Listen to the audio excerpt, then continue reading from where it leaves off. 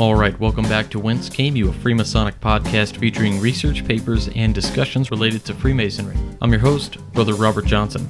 This is episode 130.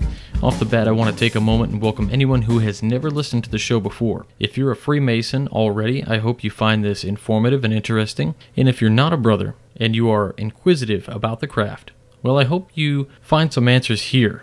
And if you have any questions, you can email me directly at wcypodcast@gmail.com, or you can click the link on our website, wcypodcast.com, at the top called How Do I Become a Freemason? You'll find some good information there. So, I have been getting some good responses to the radio drama. People are liking it. Again, there is some discussion going on in the radio discussion forum, which I did forget to add a link to last week, but I did go back and add that into the posts. So, now if you go there, you can see that. You can click it, and it'll take you to the radio discussion post. You can put up thoughts, trade ideas with different brothers who are listening to that same program. Before we get into the next part of the radio program, I did want to take a couple minutes and discuss some neat charity events that are going on. First is the Masons Against Multiple Sclerosis, or Masons Against MS. It was founded by Brother Jay Medina from Guiding Star Angle Lodge number 565 in the Bronx District of New York. He was diagnosed with MS quite some time ago. He's doing well. He's coping with the disease, and he got really involved. Brother Jay put together Masons Against MS, and he is also having Masons Against MS participate in the MS Walk on Sunday, April 27th, 2014.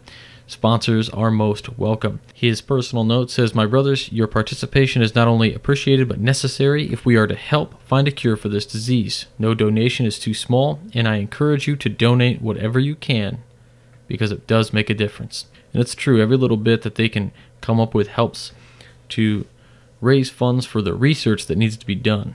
So I'd encourage you to check that out. If you go on to www.nationalmssociety.org, you can read a little bit more about it. So the next one is very similar, but it's for a different cause. It's a walkathon for the children with dyslexia. It is sponsored by the Scottish Rite Valley of Chicago Children's Dyslexia Center of Metropolitan Chicago. I believe the date is still forthcoming, but it's an important step in the fight against dyslexia, and support the children and tutors of the Valley of Chicago's Learning Center by attending the walkathon, which, again, the date is forthcoming. You can help by asking someone to sponsor you in walking the 5K. It's 3.1 miles. It really doesn't take long to walk 3.1 miles. I'll tell you that. I've done it a few times. Not for this particular walk, but for others. Or you can also sponsor somebody else. Or you can actually attend the event with friends and family in support of those who are walking. For more information, you can visit the Valley of Chicago Scottish Rite website, and they'll have more stuff as that develops. So, moving on, if you have a minute, please visit www.wcypodcast.com, which is our website for this show, and click on the link at the top of the page called Support the Show. Once in there are tons of ways to support the show. We have apps that allow you to not only listen, but get bonus features like the papers that we read, and Masonic wallpapers. We have episodes on disc, direct donations through PayPal, affiliates with On It Labs for healthy living supplements, and just click on those links and use the checkout code WCY for 10% off. Additionally, we do have my favorite affiliate with Brother Whence over at freemasonryart.com. You can go directly there or click through the links, and you'll get 10% off of your order if you use the promo code WCY. So both of our affiliates send a little bit back to us, and it doesn't cost you an extra $1. In fact, it's cheaper because you get that 10% off. On a side note, I just want to say congratulations to Brother Whence. He just hit the 1-year mark on his podcast. Congratulations, brother. It is fantastic. Alright, now let's get into the radio drama. As I did last week, I'll back it up about 15 seconds so that you hear the end of last week's episode. If you are just joining us, then you might want to pause this episode, go back a couple, actually to episode 128, and listen to episode 128's radio episode and 129's, and then listen to this one. So here we go. Quiet Please, episode Whence Came You, part 3. Hey! What? Look at that! This? Yeah, that's a very fine example of wall painting. Look how the colors are still bright. Look how they... Yeah. You see the same thing I see, don't you? You know what I saw. You know whose portrait was painted on the edge of the slab that came from a tomb that was old in the time of Augustus Caesar. Coincidence or not, here was the face of the woman who waited for me the night before in Shepherd's Hotel.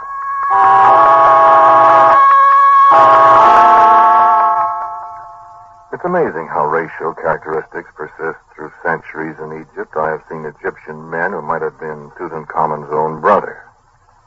I've seen women, but you wouldn't blame me for feeling my hackles rise a little at this uncanny resemblance to the woman who disappeared. I kept smelling myrrh and spikenard and cinnamon. But I hadn't much time to think of it then. Martin Weaver, who was in charge of the actual excavation, came up behind us. Well, I'm glad you're back, Orson. Oh, hello, Martin. How are we doing? Dave Felden, Martin Weaver. How are you? Hello. Well, day before yesterday, we broke through a place, Austin, that goes down to the city underneath this one. You did? Yeah, one of the workmen found a big sandstone slab, and we cleared it away completely. I've got the big shears rigged over it now, and I thought we'd wait till you got here to lift the slab. You want to do it tonight or what? Oh, gosh, let's do it now, Austin. Well, what do you think? Getting dark. Let's have a look at it. Okay. Well, I'm glad you're back. Bring anything to drink with you?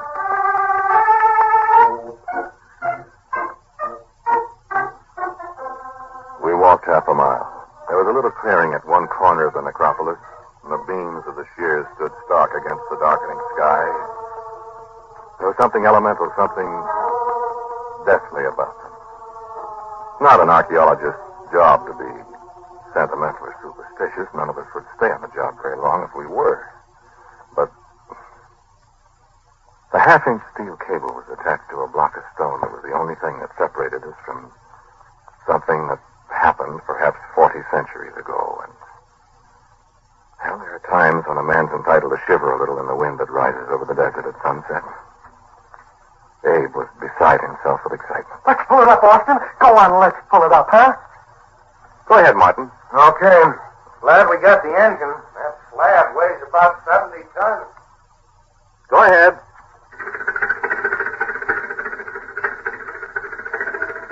A little higher. Gosh. The air down there. That air you're breathing, Abe, was breathed by pharaohs long before Moses led his people out of this country. Gee. Okay, hold it, Martin. Right. You going down there, Austin? Tomorrow? Oh, not now? No, it's late. Oh, gee, I'd like to go down there.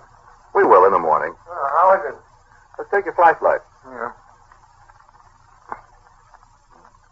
Mummy case, some wall paintings. Let me see. Take the flashlight. Oh, boy.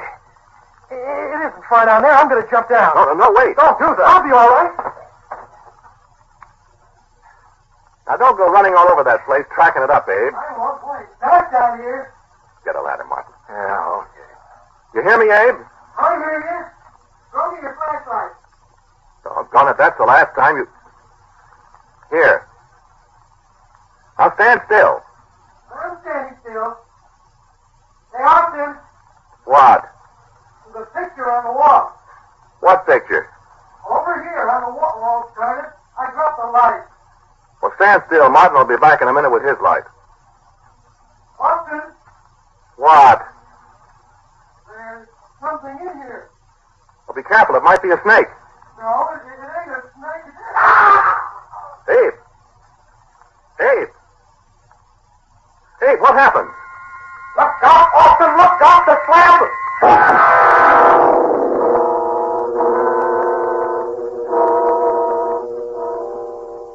We worked all night long, Martin and I, splicing that steel cable and raising the heavy slab that had imprisoned Abe in that place of the dead. We had no hope, but what could we do? A miracle might have happened. There might have been a chink between the slab and the opening it covered, an opening through which a few breaths of air might have seeped into the tomb. The snake might not have bitten him. He might have killed it. So we told each other all through the night. The stubborn cable cut our hands and defied our every effort. The sun was just rising when we at last had made it fast, and Martin started the engine. We fastened the rope onto the cable, and we swung the great stone slab aside. I was down in the tomb almost before it had cleared the opening. It was too late. I nearly sickened as I called to Martin. He jumped down, too. Oh, my good. What happened to him? I thought it was a snake. No snake did that. No. I saw a pigeon once that a hawk had been at. We'd have been too late even if the slab hadn't fallen. Well. Orson. What? That mummy case. Was the cover off it last night when you looked down here? No. Why, Abe couldn't have. That lid weighs 10 tons. Then we looked down into the stone coffin. I hope I shall never see the like of that again. What is it? The mummy of a man. A tall man in a robe of gold cloth. Not wrapped in linen bindings, just a robe of gold cloth with strange symbols woven into the cloth. And his head. Not a man's head. The head of a hawk. No, not a mask. We looked carefully. A man with a head of a hawk. And the hawk's beak all dabbled with red.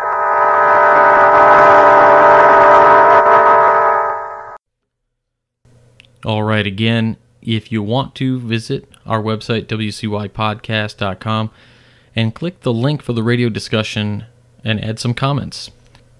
Again, we need a few short episodes so I can get Brother Juan Sepulveda's interview up ASAP and in its entirety. So quickly, I want to let you know that I added a new presentation date. If you don't know, I try to write a presentation on some aspect of Freemasonry and do a presentation a few different places, and I do just one theme each year. So unless specifically stated, if you have been to one of my presentations, it will be the same one all year long. This year, it's called The Masonic Pub Crawl, Freemasonry in America and its Colonial Tavern Beginnings. So that presentation can be seen so far. I've booked a few places. I'll be at Pallades Lodge in Westchester, Illinois this Thursday, which is February 13th. Tuesday, February 18th, I'll be at Secoit Lodge in Antioch, Illinois. I will be at Crete Lodge in Crete, Illinois on the 22nd of February for a special event. This one's really cool. Even if you don't want to stay for my presentation, I think you should go anyway. It's a free event if you're a Scottish Rite Mason, and they're doing a colonial-style 3rd and 20th degree in honor of President's Day, George Washington, and the like. So I'll do my presentation over lunch, and I believe James Fry also has a little presentation to do as well. So it'll be a really fun day. It starts early in the morning on a Saturday, I think around 8 or 9 o'clock. Thursday, March 13th, I will be at Wade Barney Lodge in Bloomington, Illinois. Monday, the 24th of March, I will be at Doric Lodge in Nashville, Tennessee. I'm really excited about this trip. The brothers down there are fantastic, but also I get to meet Brother Brian Kennard, who was a guest on our show, and I'll get to meet him face-to-face and shake his hand. He was so awesome to talk to, and I can't wait to read his book. His book was Steinbeck, Citizen Spy. So if you haven't heard that interview, you want to check that out. It's a few episodes back. Or you can click on our link at the website, wcypodcast.com, and click on the Special Guests tab, and you'll see his picture, and next to it will be a player that you can click on it, and it'll play that one episode with him in it. And then after that, I'll be at Kingsbury Lodge on June 11th in Oliphant, PA. So, like I said, all this and the updates, you can check out the website, wcypodcast.com, and click on the presentation schedule.